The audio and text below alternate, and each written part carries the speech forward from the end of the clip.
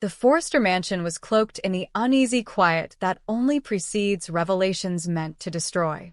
Outside, Los Angeles glimmered beneath a pale winter sun, its light filtering through the wide bay windows and gilding the air in deceptive serenity.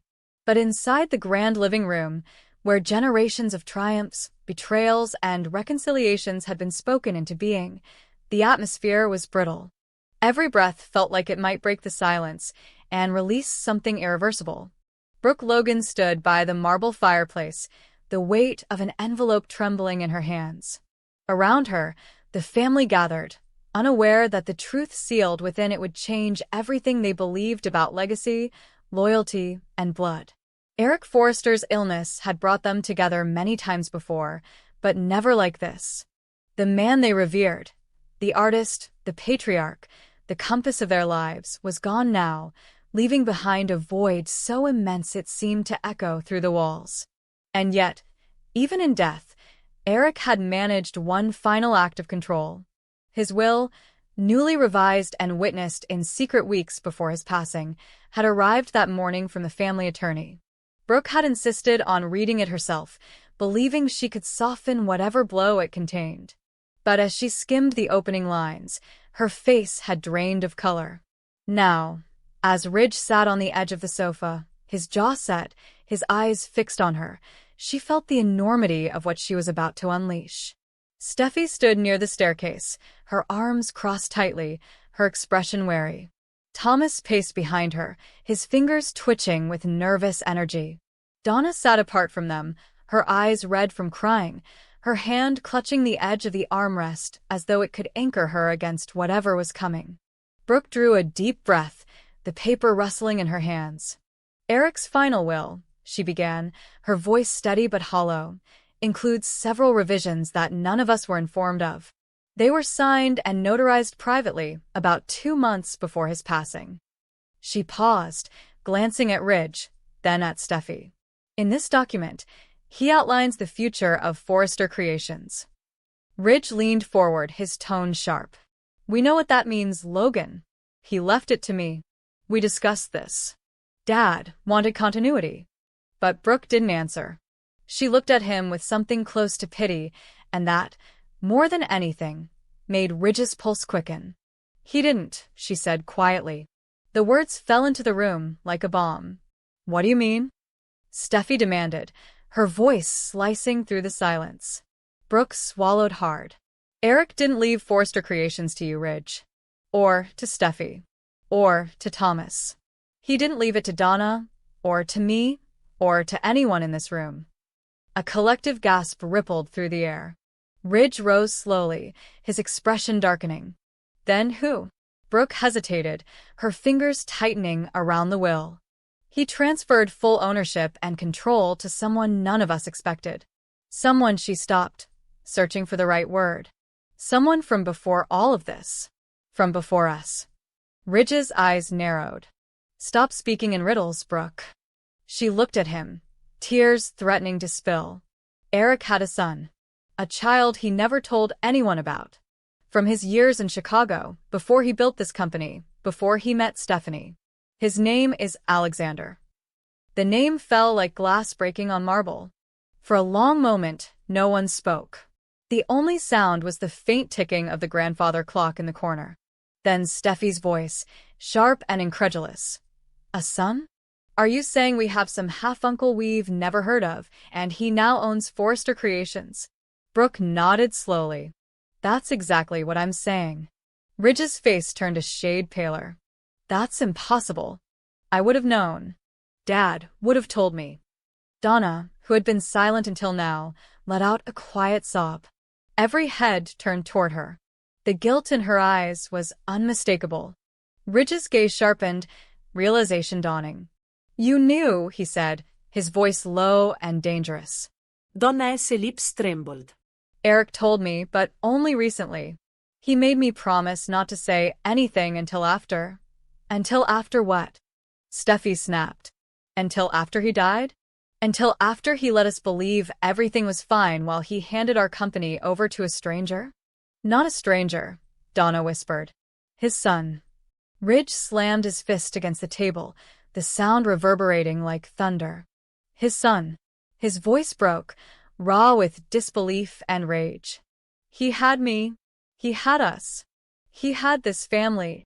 He turned to Brooke, his anger barely contained. You're reading this wrong. There has to be a mistake. But Brooke shook her head. There's no mistake. Eric filed this through his personal attorney, notarized and legally binding. Alexander Forrester is now the sole owner and CEO of Forrester Creations. Steffi's composure cracked. Who even is he? Where has he been all these years? Why now? Brooke looked down at the final paragraph of the will. Eric wrote that he reconnected with Alexander earlier this year. He wanted to make amends for abandoning him. He said Alexander understood his vision for the company more than anyone else did. The room erupted. Thomas cursed under his breath, pacing. Steffi shouted that it was madness, that no court would uphold this. Ridge's fury dissolved into something quieter, but far more dangerous, a wounded disbelief that made him look suddenly older. He trusted me, Ridge said, more to himself than anyone. He told me I'd carry the legacy. I spent my whole life protecting his name, his designs, his company. And he gives it to someone he barely knew. Brooke reached out as if to comfort him, but he stepped back, his expression cold. Don't, he warned. You read it. You did this. Ridge. But he was already turning away, pacing toward the window, his reflection fractured in the glass. Behind him, Steffi was arguing with Thomas, both of them trying to make sense of the senseless. Donna sat motionless, guilt and grief etched across her face. At last, Brooke spoke again, her voice breaking the chaos. There's more. All eyes snapped toward her. Eric wrote a letter to accompany the will. He wanted it read aloud. Ridge let out a bitter laugh. Of course he did. He always needs the last word.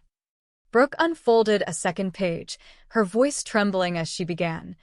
To my family, whom I love more than life itself. I've spent decades building something magnificent, but also something fragile. Forrester Creations was born not only of talent, but of pride, and pride has a way of clouding the heart. I have made mistakes. The greatest of these was allowing my love for one part of my family to blind me to the existence of another. In Chicago, before any of this began, I fathered a child. I was young, scared, and consumed by ambition. I left him behind and built a new life. But the older I grew, the heavier that sin became. Brooke paused, her voice softening. Alexander found me earlier this year. He didn't ask for money or power. He asked for recognition. And as I looked at him, I saw in his eyes the same hunger, the same fire that once burned in mine. He reminded me of what this company was meant to be before it became a battlefield. I saw in him the future, for all of us. That is why I have entrusted him with Forrester Creations. I do this not to take from you, but to give back what we lost: unity, perspective, and heart. When Brooke finished, the silence that followed was unbearable. Steffi's jaw tightened. Unity? He destroyed it. Ridge turned back, his eyes glistening, not with tears, but with something deeper, darker. He betrayed us, he said quietly. He betrayed me. Donna finally spoke, her voice barely above a whisper. He wanted to fix what he broke. He thought this was the only way. Brooke shook her head. He thought this was mercy. But Ridge was beyond reason. Mercy? He laughed bitterly. You call giving everything to a stranger mercy? He turned to Steffi. We're contesting this. All of it. Steffi nodded. We'll fight him. Whoever he is. Alexander. Brooke corrected softly. He's arriving in LA. Tomorrow. The name hung in the air like an omen. As the night deepened, the family splintered into fragments of loyalty and anger. Ridge retreated to the study, pouring whiskey he didn't taste. Steffi called Carter to discuss the legal implications, her voice steady but her hands shaking. Thomas vanished into the darkness of the garden, muttering that he wouldn't let another man steal his legacy. And Donna, poor, trembling Donna, sat alone in the empty living room, staring at Eric's portrait. "You should have told them," she whispered. "You should have trusted them to understand." But even as she said it, she knew why he hadn't. The Forresters were builders and dreamers, but also destroyers. They didn't know how to forgive. When the dawn came, it brought with it the first rays of a new war. By noon, news of the will had leaked. Of course it had, and the fashion world was in chaos. Headlines screamed about Eric Forrester's secret heir, and speculation ran wild. Who was Alexander Forrester? Where had he come from? Was he truly the genius his father believed him to be, or merely a con man playing on the dying man's guilt? For the Forresters, the questions were more personal. Ridge stood at Eric's desk, staring at the company crest engraved into the wood. For decades, this symbol had defined him. Now it mocked him. "You thought you could erase me," he whispered. "But I am Forrester, not him." In the adjoining room, Brooke watched him from the doorway. "Ridge," she said softly, "Eric didn't erase you. He wanted you to see the world beyond yourself." Ridge turned, his eyes cold. "And what do you see, Brooke? A man trying to protect his family? Or a fool too proud to notice he's been replaced?" Before she could answer, the front door opened. Donna rushed in, pale and trembling. "He's here," she whispered. They turned as a tall figure stepped into the room, a man with Eric's jawline, Stephanie's eyes, and an expression that was both uncertain and resolute. The room fell silent as he looked around, his gaze landing finally on Ridge. "I didn't come to take anything," Alexander said quietly. "I came to finish what he started." Ridge stared at him, torn between fury and recognition. "Then welcome to Forrester Creations," he said, his voice like ice. "Let's see if you're worthy of the name." And as the two men faced each other, the past and the future colliding in the same room, the great house of Forrester, once the emblem of perfection, began to crack. Not with noise, but with silence, the kind that signals the beginning of war. Because in the Forrester family, every legacy comes with blood. The air in the Forrester mansion grew denser after Alexander's arrival, as though the very walls understood that something monumental had shifted. It wasn't just the inheritance or the power that unsettled everyone. It was the presence of a man who, by his mere existence, challenged the foundations of their identity. For decades, Forrester Creations had been synonymous with Ridge's genius, Steffi's drive, and Eric's guiding hand. But now, a stranger stood in the heart of their empire, a man who shared their name yet had lived an entire life without their privilege, their love, or their acceptance. The silence that followed Alexander's introduction was deafening. Brooke's fingers trembled slightly as she clutched the edge of the armchair. Donna's breath caught, her guilt radiating like a shadow stretching across the room. Steffi and Thomas exchanged a look, one that carried both disbelief and an unspoken question. Is this real? But it was Ridge who spoke first, his tone calm in a way that felt dangerous. "You have our father's name," he said, his voice low. "But that doesn't make you one of us." Alexander's expression didn't waver. "I never asked to be one of you," he said softly. "He asked me." The words hit Ridge harder than he expected. He took a step closer, searching the younger man's face for something, remorse, fear, even arrogance, but found none. Alexander stood tall, unflinching, his presence quiet but commanding. There was something undeniably familiar in the way he held himself, a certain grace in his restraint that reminded everyone of Eric in his prime. Steffi crossed her arms. "So, what is this supposed to be? You show up, take everything we built, and expect us to welcome you with open arms?" "I don't expect anything," Alexander replied evenly. "But I intend to earn what he believed in.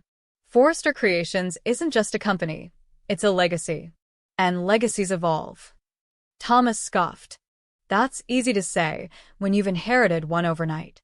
The tension rippled through the room like electricity. Brooke stepped forward, her voice gentle but firm. "That's enough." She turned to Alexander. "Eric trusted you. That has to mean something. He wouldn't have done this without believing it was right." But Ridge's eyes were still locked on his half-brother, and behind the anger, something deeper stirred, a quiet dread that he couldn't quite articulate. "You think you can run this company?" Ridge asked. "You think you understand what it means to lead?" Alexander met his gaze without flinching. "I understand what it means to fight for something you love. Maybe that's what Forrester Creations needs right now, a reminder of where it came from." Ridge turned away, his fists clenching. "You talk like you know us," he muttered. "But you don't. You didn't live through what we did. You weren't here when this company nearly collapsed, when Dad lost himself, when we—" He stopped, catching himself before he said too much. Alexander's voice softened. "You're right. I wasn't here for your battles. But that doesn't mean I don't have my own scars." It was the way he said it, quiet, measured, yet heavy with truth, that caught everyone off guard.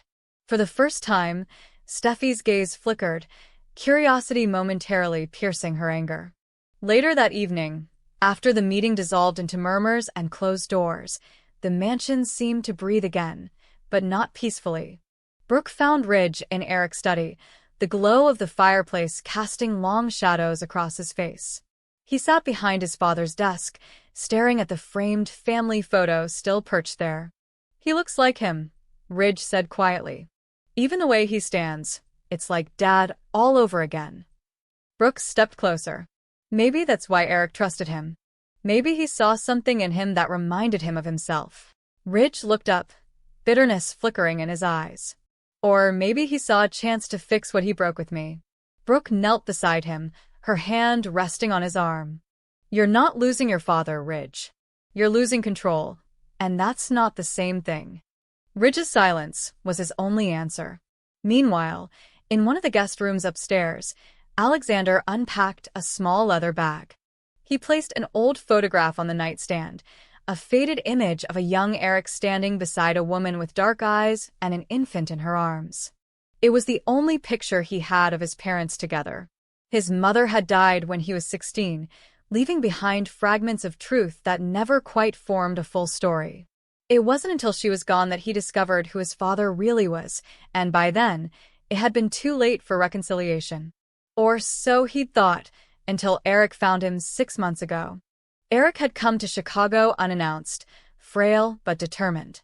They had met in a cafe by the lake. Alexander could still hear his father's voice trembling with remorse as he spoke of choices made and lives altered. "I built a kingdom," Eric had said, "but I left my soul in the rubble. I don't want to leave this world without setting it right." Alexander hadn't agreed right away. He didn't trust easily. But as weeks passed, he began to see the sincerity behind the man's regret. Eric had brought him sketches, his final designs raw and emotional, filled with the longing of a man desperate to leave a legacy that wasn't just about fashion, but redemption. "You have what I lost," he'd told Alexander. Heart. The memory weighed heavily on Alexander now. He had promised Eric he would protect Forrester Creations, not destroy it. But how could he fulfill that promise when the very people he was supposed to lead saw him as an intruder? Downstairs, Steffi poured herself a drink, her mind racing. Thomas leaned against the bar, his voice low. "We need to find out who he really is. There's no record of him in any of Dad's old files. If this is real, why keep him a secret for so long?" "Because Dad knew we'd react like this," Steffi said bitterly. "He didn't want to watch us tear each other apart. Too late for that."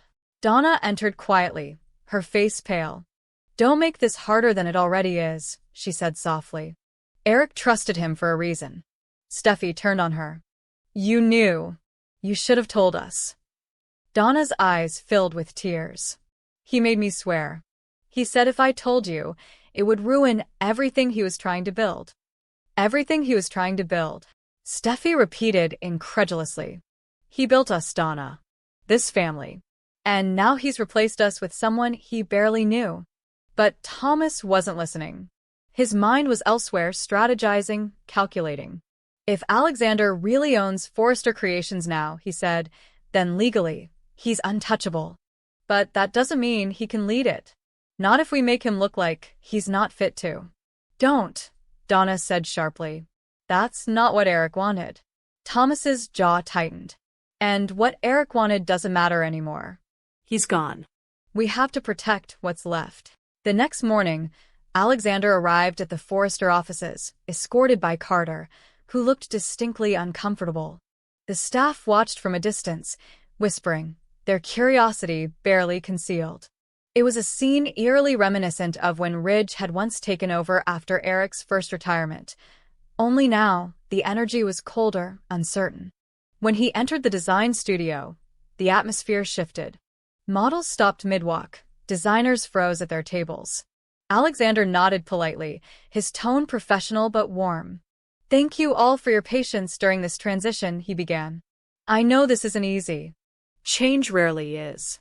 But I want to assure you that Forrester Creations remains exactly what it's always been, a celebration of beauty, of craftsmanship, of family. My goal is to honor that legacy, not replace it." From the back of the room, Ridge watched silently, arms folded. He hated how effortlessly the room seemed to respond to Alexander's presence.